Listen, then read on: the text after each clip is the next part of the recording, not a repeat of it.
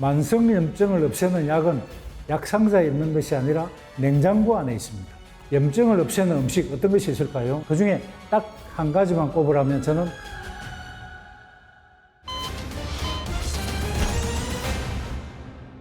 안녕하세요. 건강해신 구독자 여러분, 진면목을 보여드리는 김준목입니다. 사단법인 대한통합마케 이사장을 맡고 있고 파인일병원 병원장이고 김준목TV를 운영하고 있습니다.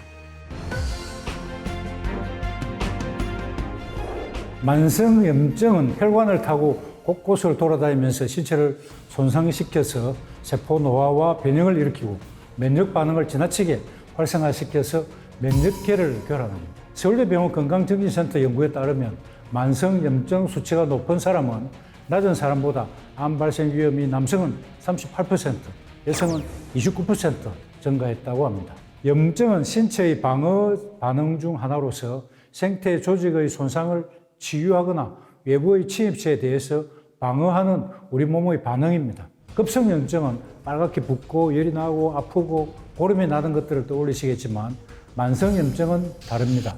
미세먼지, 고혈당, 고혈압, 식품 첨가물, 스트레스 등 다양한 원인으로 인해서 몸과 마음이 혹사당하면 염증성 단백질이 아주 조금씩 만들어져서 염증이 발생하게 됩니다.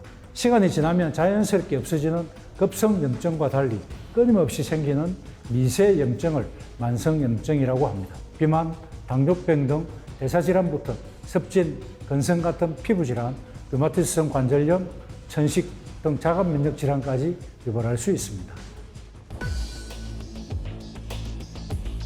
체중이 많이 나가고 항상 단 것이 땡기고 늘 배가 고프다. 두 번째로 손톱이 잘 부러지고 머리카락에 윤기가 없다. 세 번째로 평소 소화가 잘 안 되고 변비가 있다.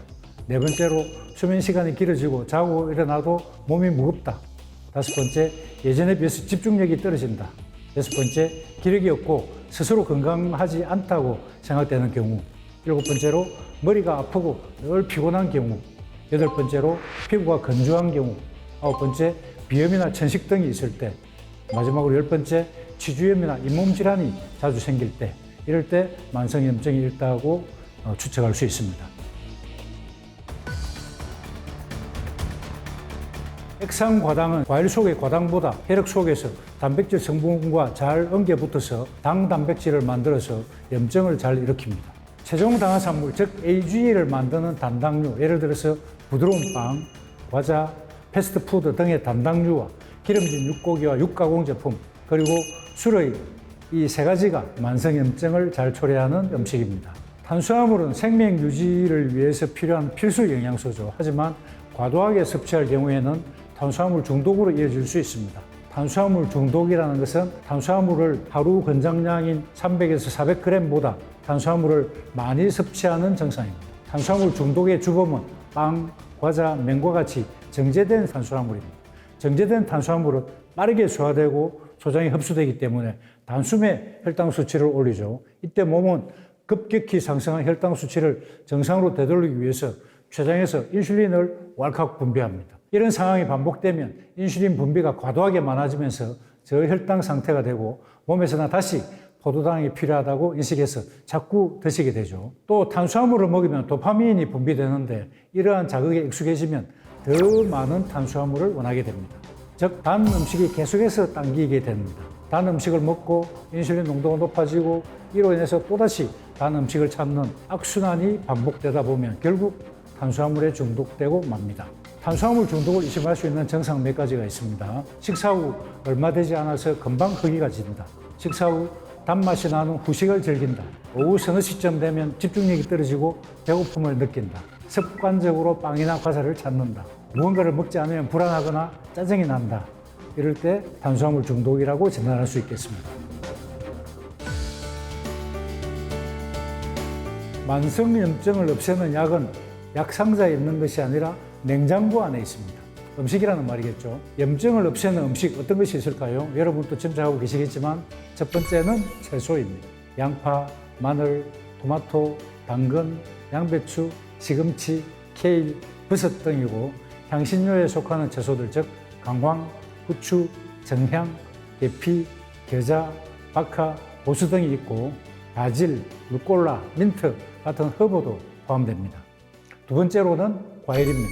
우리나라에서 흔한 과일들이 사과, 감, 수박, 귤, 딸기 등이 있고, 세 번째로는 견과류와 씨앗이고, 네 번째로는 오메가3가 많이 함유된 등푸른 생선, 아마씨, 들깨 등이고, 다섯 번째는 커피와 녹차입니다. 만성염증을 없애는 음식은 채소, 과일, 견과류, 오메가3, 녹차 등이라고 말씀드렸는데요. 그 중에 딱 한 가지만 꼽으라면 저는 토마토를 들고 싶습니다. 토마토에는 라이코펜이 많이 함유되어 있는데 이 라이코펜이 활성산소를 배출시켜서 세포를 건강하게 만들고 만성염증을 제거하는 데 효과적입니다. 토마토에 함유된 식물 영양소인 라이코펜은 만성염증을 제거해 주는 것 외에 남성들, 특히 전립선 건강에 큰 도움을 줍니다. 그래서 여러 연구에서 전립선 암 예방에 효과가 큰 것으로 밝혀져 있습니다. 그리고 라이코펜은 알코올이 분해되면서 나오는 독성 물질을 배출하는 역할도 하고 있기 때문에 술 마신 후에 토마토 주스를 마시든지 술안주로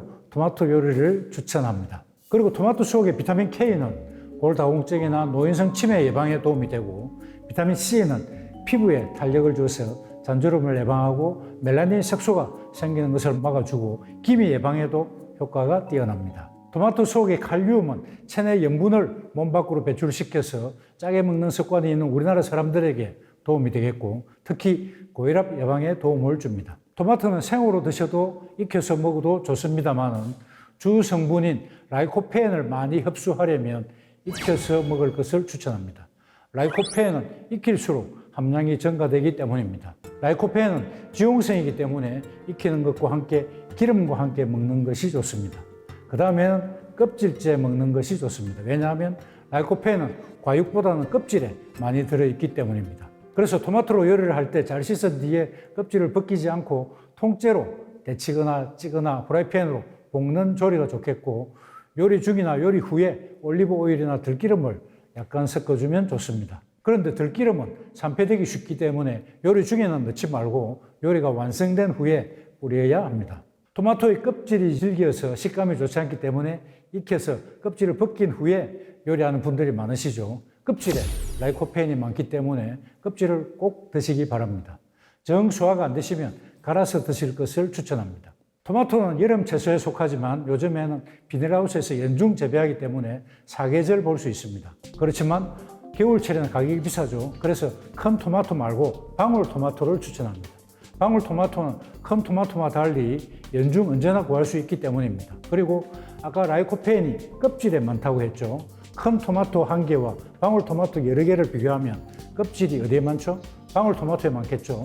그리고 큰 토마토는 덜 익은 상태에서 수확을 해서 후숙시켜서 매장에 놓으지만 방울토마토는 빨갛게 잘 익었을 때 수확하기 때문에 라이코펜 성분이 더 많이 들어있겠죠.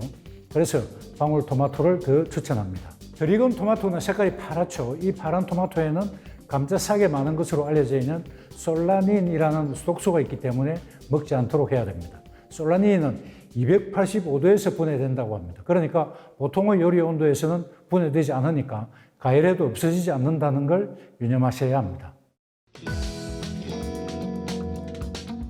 2022년 하버드 의대에서 발표한 스페셜 헬스 리포트 만성염증을 없애는 방법을 보면 첫 번째로 항염식품을 섭취하기입니다. 앞에서 항염식품에 대해서 자세히 설명드렸습니다만 채소, 과일, 견과류, 오메가3, 녹차와 커피라고 말씀드렸고, 두 번째는 장내 미생물을 관리해야 됩니다.